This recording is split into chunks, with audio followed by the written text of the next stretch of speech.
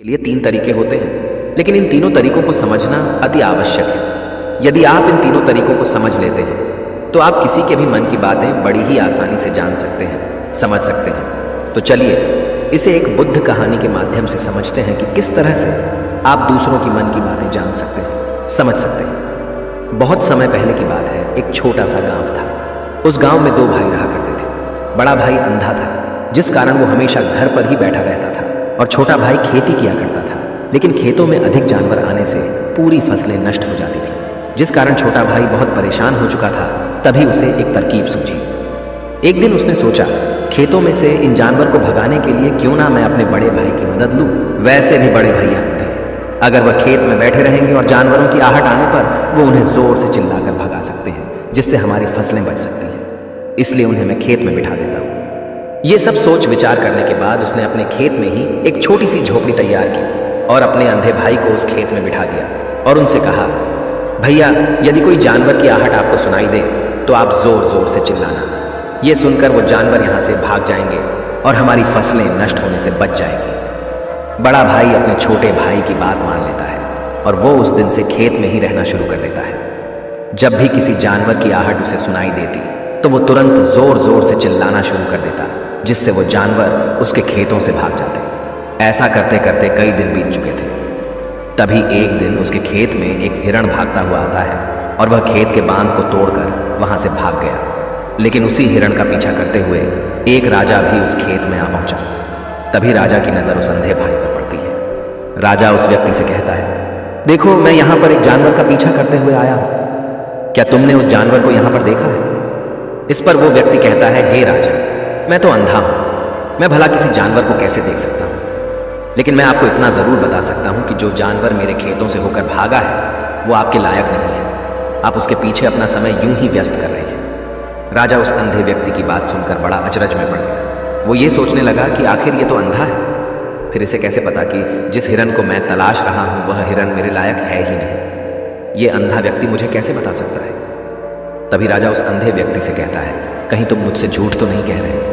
एक तरफ तुम ये कहते हो कि तुम अंधे हो और दूसरी तरफ तुम ये भी कह रहे हो कि जो जानवर यहाँ से भागा है वो मेरे लायक नहीं है। इस पर वो अंधा व्यक्ति कहता है, हे राजा, जिसे आप एक हिरण समझ रहे हैं, असल में वो एक हिरण नहीं है बल्कि एक हिरणी है, और वो भी गर्भवती है। और जहाँ तक मुझे ज्ञान है, मैंने कभी किसी राजा को किसी गर्भवती हिरणी का शिकार करते हुए नहीं सुना है। और इसी कारण मैं आपसे ये कह रहा हूँ कि वो हिरणी आपके लायक नहीं है। आप उसके पीछे अपना समय व्यर्थ ना करें। यह सुनकर राजा और भी अचरज में पड़ गया। वो ये सोचने लगा कि आखिर ये अंधा आदमी ये कैसे जान सकता है कि वो हिरणी है और गर्भवती है। राजा कुछ देर सोच विचार करने के बाद अपने सेनापति से कहता है, सेनापति जी, मुझे वो जानवर जिंदा चाहिए, क्योंकि मुझे यह पता करना है क्या वह हिरणी है और क्या वह गर्भवती है। क्योंकि यह अंधा आदमी बहुत विश्वास के साथ कह रहा है और मुझे इस बात की पुष्टि करनी है। यदि वह हिरणी हुई और गर्भवती हुई तो वह हमारे शिकार के लायक नहीं है, क्योंकि हम तो एक हिरण का पीछा कर रहे थे।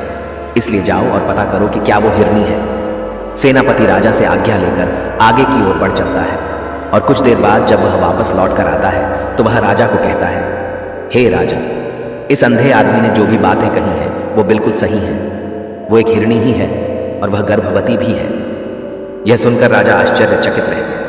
उसे समझ नहीं आ रहा था कि आखिर अंधा आदमी कैसे पता कर सकता है कि वह जानवर एक हिरणी है, और तो और वह गर्भवती है। भला एक अंधा आदमी यह कैसे देख सकता है, यह कैसे जान सकता है? आखिर इसे यह कैसे पता चला? ऐसे कई सारे प्रश्न अब राजा के मन में उमड़ने लगे। अब राजा ने यह ठान लिया था कि मुझे इस बात की तह तक पहुंचना ही है कि आखिर यह अंधा आदमी कैसे जानता है कि वह जानवर एक हिरणी है। यह सोचकर राजा उस अंधे आदमी के पास जाता है और उस अंधे आदमी से कहता है, देखो मैं ये तो नहीं जानता कि तुम सचमुच अंधे हो या नहीं, लेकिन मैं तुमसे एक बात जानने आया हूं, क्या तुम मेरे प्रश्न का सही सही जवाब दोगे? इस पर अंधा व्यक्ति कहता है, हे राजन, आप जो कुछ पूछना चाहते हैं मुझसे पूछ सकते हैं, मैं आपको बिल्कुल सच सच जवाब दूंगा। इस पर राजा कहता है, देखो, एक तो तुम कहते हो कि तुम अंधे हो और दूसरी तरफ तुमने यह बता दिया कि जिस जानवर का पीछा मैं कर रहा हूं वह एक हिरणी है, और तो और वह गर्भवती भी है। आखिर तुम्हें यह कैसे पता चला? तुम्हारे खेत में और भी तो जानवर आते होंगे, और भी तो जानवर यहां से गुजरते होंगे, फिर तुमने यह कैसे अंदाजा लगाया? तभी वह अंधा व्यक्ति राजा से कहता है, हे राजन, आप जिस हिरणी का पीछा कर रहे थे वही हिरणी जब मेरे खेत में आई, उसकी रफ्तार और उसके भागने की आहट से मुझे यह एहसास हो चुका था कि यह एक हिरणी है और मेरे खेत की जो बांध है वह बहुत छोटी है, उसकी ऊंचाई ज्यादा नहीं है। यदि कोई हिरण होता तो उस बांध को बड़ी आसानी से लांघ जाता, लेकिन वह हिरणी इस बांध को तोड़कर भागी है और यदि वह इस बांध को छलांग लगाकर पार करने का प्रयास करती तो इससे उसके बच्चे को खतरा होता। और इसी बात से मैंने यह पता लगा लिया कि वह गर्भवती है। इस कारण वह ज्यादा ऊंची छलांग न लगाकर मेरे खेत की बांध को तोड़ते हुए भाग गई। इस पर राजा के मन में एक और प्रश्न उठा। राजा ने कहा, किंतु तुम्हें कैसे पता चला कि वो एक हिरणी ही है? और भी तो कोई जानवर यहाँ पर आ सकते हैं। इस पर वो अंधा व्यक्ति कहता है, हे राजन, मैं पूरा दिन सुबह शाम यहीं पर बैठा रहता हूँ और मेरी सुनने की शक्ति बहुत तेज है। मैं ये बाफ जाता हूँ कि कौन सा जानवर मेरे खेत में आया है और उसी के आधार पर मैं जोर जोर से चिल्लाता हूँ ताकि वो मेरे खेत से भाग जाए और मेरे खेत की फसलों को नष्ट न कर पाए। राजा उस अंधे आदमी का यह जवाब सुनकर पूरी तरह से संतुष्ट हो चुका था। वो मन ही मन ये सोच रहा था कि आदमी भले ही अंधा हो, लेकिन ये तो बड़ा ज्ञानी मालूम पड़ता है। इस आदमी से कुछ ना कुछ तो काम निकलवाना ही चाहिए। ये विचार लिए हुए राजा वहां से वापस अपने महल की ओर लौट जाता है।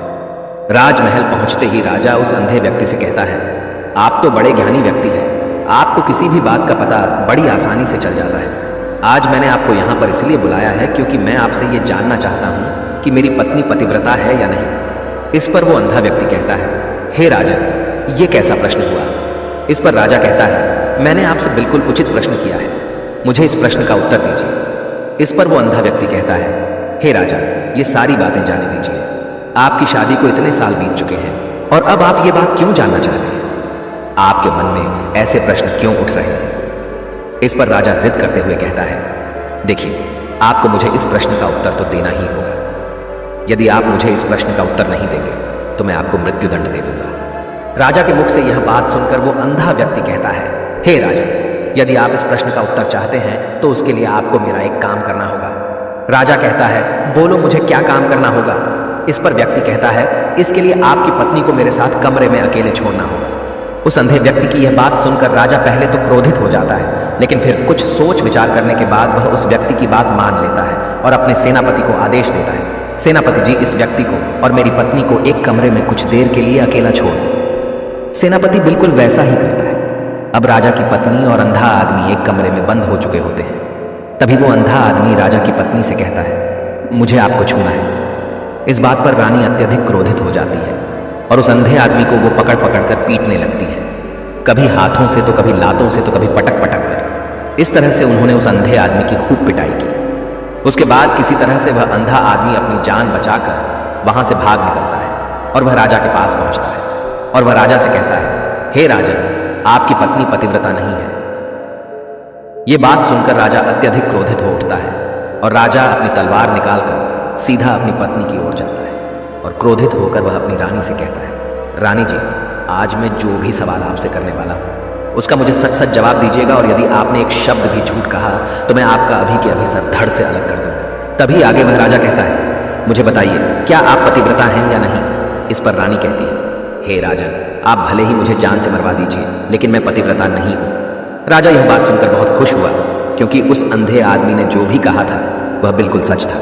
यह बात सुनकर तुरंत ही राजा उस आदमी के पास पहुंचता है और आकर उस अंधे आदमी से कहता है, तुम्हें कैसे पता चला कि मेरी पत्नी पतिव्रता नहीं है?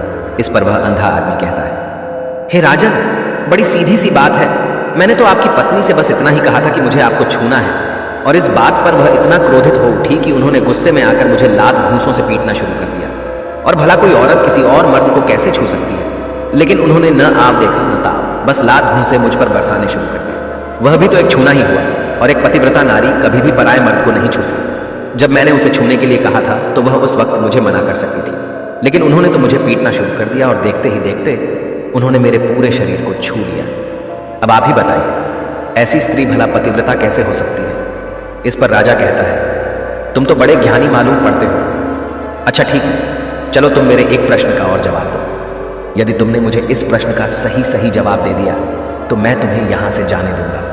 आगे राजा उस अंधे आदमी से कहता है कि तुम मुझे यह बताओ, क्या मैं सच में अपने पिताजी का ही बेटा हूं या फिर किसी और का? इस पर वह अंधा भी कहता है, हे राजन, इस बात से आपका क्या लेना देना? आप किसी की भी औलाद हो, आखिर आप हैं तो इस राज्य के राजा, इसलिए इस प्रश्न को जाने दीजिए।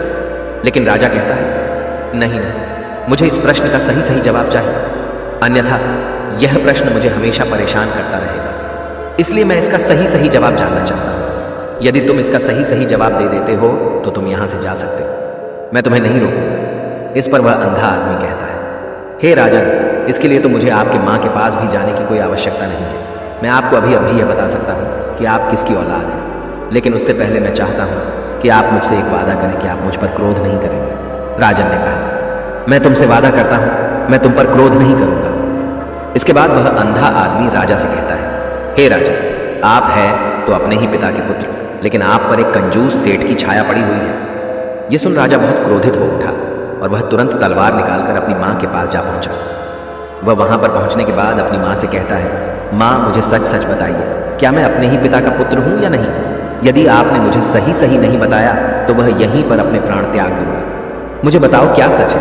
इस पर उस राजा की माँ कहती है, बेटा, तू है तो अपने ही पिता का पुत्र, लेकिन तुम्हारे ऊपर एक कंजूस सेठ की छाया पड़ी हुई है। जब मैं एक बार नहाने के बाद अपना मुंह आईने में देख रही थी, तभी उस कांच के पीछे मुझे एक कंजूस सेठ नजर आता है और उसी की छाया तुम पर पड़ चुकी है। यह सुन राजा बहुत खुश हो जाता है और वह तुरंत दौड़ा दौड़ा वापस उस अंधे आदमी के पास पहुंचता है और उस अंधे आदमी से कहता है, तुम्हें यह कैसे पता चला कि मुझ पर एक कंजूस सेठ की छाया पड़ी हुई है? इस पर वह आदमी कहता है, हे राजन, आपने मुझसे कई सारे सवाल पूछे जिनका जवाब मैंने आपको सही सही दिया है। यदि कोई और राजा होता तो मुझे इसके बदले में ढेरों सारे इनाम मिल चुके होते, लेकिन अब तक आपने एक फूटी कौड़ी तक नहीं दी है। इस बात से ही मैंने अंदाजा लगा लिया था कि आप बहुत कंजूस हो। यह बात सुनकर राजा जोर जोर से हंसने लगा और कहता है कि आप जो भी मांगेंगे वह मैं आपको अवश्य दूंगा, लेकिन मुझे यह बताओ कि तुम्हें कैसे पता चल जाता है कि कौन सी बात सही है और कौन सी गलत? तुम किसी भी बात का इतना सटीक और सही जवाब कैसे दे पाते हो? इस पर वह अंधा आदमी कहता है, हे राजन, मैं तो वैसे ही अंधा हूं। यदि मेरी आंखें होती तो मैं किसी की भी मन की बातें बड़ी सरलता से जान लेता। मन की एक भाषा होती है और यह भाषा मनुष्य के शरीर के व्यवहार के रूप में देखी जा सकती है। उसकी आंखों से, उसके होठों से, उसके काम करने के तरीके से, उसकी क्रियाओं से पता किया जा सकता है कि उसके मन में क्या चल रहा है। उसके आधार पर हम किसी के भी मन की बातें जान सकते हैं। लेकिन मैं तो अंधा हूं, मैं देख नहीं सकता, इसलिए मैं क्रियाओं से देखता हूं। यदि मुझे कोई बात जाननी हो तो अगले आदमी को कुछ काम देना पड़ता है, जिस पर वह व्यक्ति किस प्रकार काम करता है, किस तरीके से इस काम को करता है, उसके आधार पर ही मैं यह पता कर पाता हूं कि उसके मन में क्या चल रहा है। तभी वह राजा कहता है, तो क्या इसका अर्थ यह हुआ कि मैं भी किसी के मन की बातें जान सकता हूं? इस पर वह अंधा आदमी कहता है, हे राजन, अवश्य आप भी किसी भी व्यक्ति के मन की बात जान सकते हैं, किंतु उससे पहले आपको अपने ऊपर काम करना होगा, और वह काम है अपने मन को शांत करना, अपने मन को वर्तमान में लाना होगा, जिसके लिए मैं आज आपको 3 तरीके बताने वाला हूं। और ये तीनों ही तरीके बड़े ही आसान और सरल हैं, किंतु हे राजन, उससे पहले आपको एक काम करना होगा, अपने मन को एकाग्र करना होगा। जब हम अपने मन को एकाग्र करते हैं, अपने मन को वर्तमान में लाते हैं, तो हम दूसरे के मन की बात जान सकते हैं, क्योंकि वह आदमी अभी भी अपने मन में वर्तमान में ही सोच रहा है, और हमें भी मन को वर्तमान में ही लाना होगा, तभी हम उसके मन की बातें जान सकते हैं। यदि हम अतीत में हुई घटनाओं के बारे में सोच रहे हैं, तो वह जो अगला आदमी वर्तमान में सोच रहा है, वर्तमान में अपने मन में बात कर रहा है, वह हम कैसे जान पाएंगे? क्योंकि हम तो अतीत की घटनाओं में डूबे हुए हैं। इसलिए किसी के भी मन की बात जानने के लिए सबसे पहले हमें हमारे मन को एकाग्र करना होगा, उसे वर्तमान में लाना होगा। आगे वह व्यक्ति राजा से कहता है, हे राजन, जो 3 तरीके मैं आपको बताने वाला हूं, इन 3 तरीकों से बड़ी आसानी से किसी के भी मन की बातें जान सकते हैं। उसके बाद वह अंधा आदमी राजा से कहता है, हे राजन, जो सबसे पहला तरीका है वह है आंखों पर ध्यान देना। किसी व्यक्ति से बात करते वक्त उसकी आंखों में देखना, उसकी आंखों पर ध्यान देना जो सबसे ज्यादा जरूरी है, क्योंकि आंखें बोलती नहीं पर बहुत कुछ कह जाती हैं। यदि हम किसी व्यक्ति की आंखों के इशारों को समझना सीख जाएं, हम यह जान पाएंगे कि व्यक्ति के दिमाग में क्या चल रहा है, वह क्या सोच रहा है और अभी वह क्या करने वाला है। मेरे पास आंखें नहीं हैं, लेकिन मैंने अपने गुरु से यह विद्या सीखी है, क्योंकि बहुत सालों पहले मेरे पास आंखें थीं और मैं उस वक्त लोगों के मन की बातें केवल उनकी आंखों से ही जान लेता था। इसलिए यदि आप भी दूसरों की मन की बातें जानना चाहते हैं, तो आपको भी उनकी आंखों पर गौर करना चाहिए, जैसे कि उनका आकार कैसा है, वह कब, कहाँ और किधर देख रहे हैं। यदि उसकी आंखें यहाँ वहाँ घूम रही हैं, जब आप उससे बातें कर रहे हैं, तो वहाँ वह इधर उधर मोड़ रहा है, कभी ऊपर तो कभी नीचे या कभी आसपास, या फिर उसकी आंखें खुश नजर आ रही हैं या फिर आंखें निराश नजर आ रही हैं, जैसे कि चोर होता है। उसकी आंखों में जब हम देखते हैं तो हमें यह पता चलता है कि अगले आदमी ने कोई गलती की है। ठीक उसी प्रकार जब हम किसी चालाक व्यक्ति की आंखों में देखते हैं तो आपको पता चलेगा कि उसकी आंखों में एक भाषा होती है, एक बहुत ही सीधा और आसान तरीका होता है। यदि आपको यह पता लगाना है कि सामने वाला व्यक्ति आपसे झूठ कह रहा है या फिर सही, तो आपको उसकी आंखों पर ध्यान देना अति आवश्यक है। यदि आपसे बात करते वक्त वह व्यक्ति अपनी आंखें यहाँ वहां घुमा रहा है, ऊपर नीचे, इधर उधर, दाएं बाएं, हर जगह देख रहा है, तो इसका अर्थ यह हुआ कि वह उस बात से निकलने का कोई रास्ता ढूंढ रहा है, वह कोई झूठ बना रहा है। यदि सामने वाला व्यक्ति आपसे कुछ झूठ कहने का प्रयास कर रहा है तो वह आपसे नजर नहीं मिलाएगा। वह यहाँ वहां देखेगा, ऊपर नीचे देखेगा, लेकिन वह आपकी आंखों में आंखें डालकर कभी नहीं देख पाएगा, क्योंकि उसे डर है कि यदि उसने आपकी आंखों में आंखें डालकर देखी तो उसका झूठ पकड़ा जाएगा और लोगों को सच्चाई का पता चल जाएगा। और इसी प्रकार कुछ और भी भाषाएं होती हैं। जब आप किसी की आंखों में आंखें डालकर यह देखना शुरू कर देंगे कि उसके हाव भाव क्या है, ठीक उसी प्रकार चेहरे के हाव भाव होते हैं, जिससे हम मन की बातें बड़ी आसानी से समझ सकते हैं और इन्हें भी समझना बहुत जरूरी है। कभी कभी कोई व्यक्ति अपने चेहरे से जैसे आंख, होंठ और बहुत से कुछ अलग अलग व्यवहार करता है। यदि आप किसी व्यक्ति के चेहरे में गौर करेंगे तो आप आसानी से समझ पाएंगे कि वह व्यक्ति निराश है, जब व्यक्ति बहुत उदास है, या फिर वह बहुत खुश है, या फिर उसे कोई बहुत बड़ा दुख है। वह अपने अंदर क्या महसूस कर रहा है, ये सारी बातें हम उसके चेहरे के हाव भाव से पता कर सकते हैं। फिर चाहे इंसान जुबान से कुछ बोले या ना बोले, लेकिन आप उसके चेहरे से सब कुछ पता कर सकते हैं। आगे व्यक्ति राजा से तीसरा तरीका बताते हुए कहता है, हे राजन, इसी प्रकार तीसरी भाषा भी है, अर्थात तीसरा तरीका भी है, और वह है हाथों के इशारे और शरीर का व्यवहार। मन की बात समझने के लिए हमें हाथ के इशारे और शरीर के व्यवहार को समझना बहुत आवश्यक है। कोई व्यक्ति जब बात करता है तो आपने देखा होगा कि वो अपने हाथों को हिलाता रहता है, अपने हाथों से इशारा करता रहता है। बातों के साथ साथ अपना शरीर का जो व्यवहार है, अर्थात बॉडी लैंग्वेज, उसका भी पूरा उपयोग करता है, जिससे हमें यह पता चल पाता है कि वह व्यक्ति हमारी बातों पर कितना ध्यान दे रहा है और उसके मन में क्या चल रहा है। शरीर के व्यवहार को देखने के लिए उसके हाथ मटकाने, शरीर मटकाने और चेहरे पर बार बार हाथ लाने, हाथों का एक दूसरे से मसलना, ऐसी बहुत सी क्रियाएं होती हैं, उस पर हमें ध्यान देना अति आवश्यक है। मन की बात को समझने के लिए हमें शरीर के व्यवहार को भी समझना पड़ता है। यदि हम इन 3 तरीकों को सही तरीके से ध्यान देकर इन 3 तरीकों को अच्छे से समझ लेते हैं तो हम बहुत जल्दी किसी भी व्यक्ति के मन की बातें बड़ी सरलता और सहजता से जान सकते हैं। इसलिए यदि आपको किसी के मन की बातें जानी है तो आपको उसकी आंखों पर, उसके चेहरे पर, उसके शरीर के हाव भाव को और उसके हाथों को ध्यानपूर्वक देखना और समझना होगा, जिससे आप यह समझ पाएंगे कि आखिरकार उसके मन में क्या चल रहा है और वह क्या सोच रहा है। लेकिन उनसे पहले आपको अपने मन को एकाग्र करना होगा, शांत करना होगा और अपने मन को वर्तमान में लाना होगा। तभी आप उस व्यक्ति की इन सभी क्रियाओं पर ध्यान दे पाएंगे, उन्हें समझ पाएंगे। अन्यथा आप यदि अतीत की घटनाओं में व्यस्त हैं, भविष्य की योजनाओं में व्यस्त हैं, तो आप उस व्यक्ति के हाव भाव पर कभी ध्यान ही नहीं पाएंगे और न ही आप कभी यह समझ पाएंगे कि आखिर उस व्यक्ति के मन में क्या चल रहा है, वह क्या सोच रहा है। आपने देखा होगा कि ऐसे कई बड़े संत महात्मा हैं जो बड़ी ही शांति से आपको देखते हैं और आपको देखकर ही ये बता देते हैं कि आपके मन में क्या चल रहा है, आप उनसे क्या जानने आए हैं। और इसका सबसे बड़ा प्रमुख कारण यही है कि वह आपको पढ़ सकते हैं, आपको समझ सकते हैं, आपकी मन की बातें जान सकते हैं, क्योंकि उनका मन एकाग्र है, शांत है, और यही कारण है कि वह आपके मन की बातें बड़ी सरलता से समझ जाते हैं।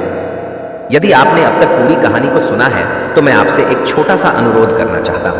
कृपया इस चैनल को सब्सक्राइब